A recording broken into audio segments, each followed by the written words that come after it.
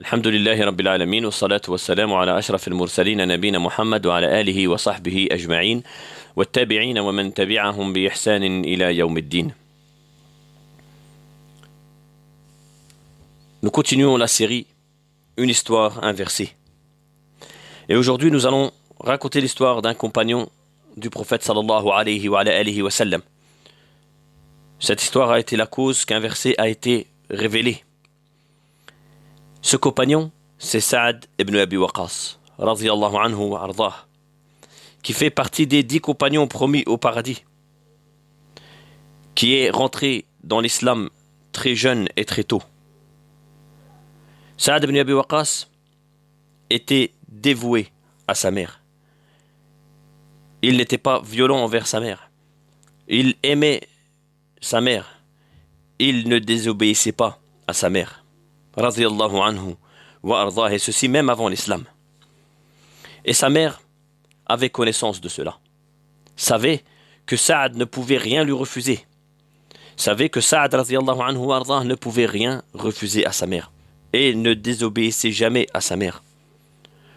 Lorsque Saad radiyallahu anhu wa ardah est rentré dans l'islam, sa mère s'est mise en colère. Sa mère ne l'a pas accepté. Elle a demandé à Saad, radiyallahu anhu, de quitter la religion, de quitter l'islam et de revenir à l'association à Allah subhanahu wa ta'ala. Saad a refusé. Sa mère avait connaissance du fort amour que Saad radiyallahu anhu portait pour sa mère. Alors elle a commencé à faire du chantage. Elle a commencé à faire du chantage en disant: si tu ne quittes pas cette religion, alors j'arrêterai de manger, j'arrêterai de boire, et je me mettrai jamais à l'ombre, je resterai au soleil toute la journée. Saad radiyallahu anhu était triste, était dans une situation compliquée.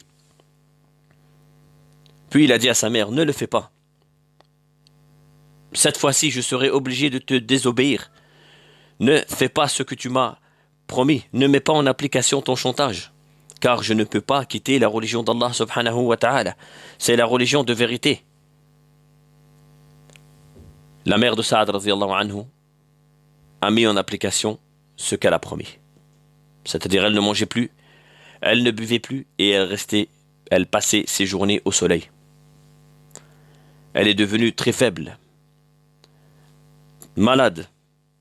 Et Saad radiyallahu anhu était dans une situation très très compliquée. Saad radiyallahu anhu wa ardah ne savait plus quoi faire. Il ne pouvait pas quitter la religion. Il ne pouvait pas accepter, obéir à une personne et désobéir au Créateur qui est Allah subhanahu wa ta'ala. Alors Allah subhanahu wa ta'ala a voulu soulager Saad et apprendre à Saad radiyallahu anhu et à tous ceux qui sont dans la situation de Saad comment faire et comment se comporter dans ces situations. Allah Azza wa Jalla a révélé, et la cause a été cette histoire. Allah Azza wa Jalla a révélé le verset suivant. Il nous dit: nous avons commandé à l'homme la bienfaisance envers ses pères et mères. Sa mère l'a porté, subissant pour lui peine sur peine. Son sevrage a lieu à 2 ans. Sois reconnaissant envers moi, c'est-à-dire envers Allah, ainsi qu'envers tes parents. Vers moi est la destination. C'est-à-dire, ta mère t'a porté pendant 9 mois. Puis ce n'a pas suffi, elle a été faible pendant 2 ans pour terminer de t'allaiter. Pour t'allaiter pendant 2 ans. Donc tu dois être reconnaissant envers Allah Azza wa Jal en premier, puis envers tes parents. Puis Allah Azza wa Jal, dans le verset suivant, il apprend à Saad comment sortir de cette situation. Allah Azza wa Jalla, en révélant ce verset, il a apaisé Saad et il l'a conforté dans sa situation et dans sa prise de décision en disant: et si tous deux te forcent, c'est-à-dire si un de tes parents ou les 2 de tes parents te forcent à m'associer ce dont tu n'as aucune connaissance, alors ne leur obéis pas, mais reste avec eux ici-bas de façon convenable. Donc Allah Azza wa Jalla a appris à Saad et à ceux qui sont dans la même situation que Saad que si les personnes les plus aimées auprès de toi, si tes parents te demande de délaisser ta religion, te demande de délaisser une chose de la religion, alors ne les obéis pas. Mais ça ne veut pas dire que tu dois être violent avec eux et que tu dois leur désobéir dans toutes les autres choses.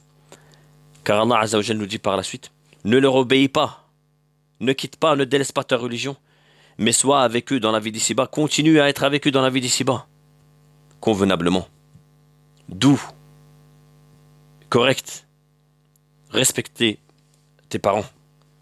Continue, ya Saad, à faire ce que tu faisais avant avec ta mère, sans pour autant lui obéir dans ce qu'elle t'oblige à faire, surtout si elle t'oblige à quitter la religion d'Allah subhanahu wa ta'ala.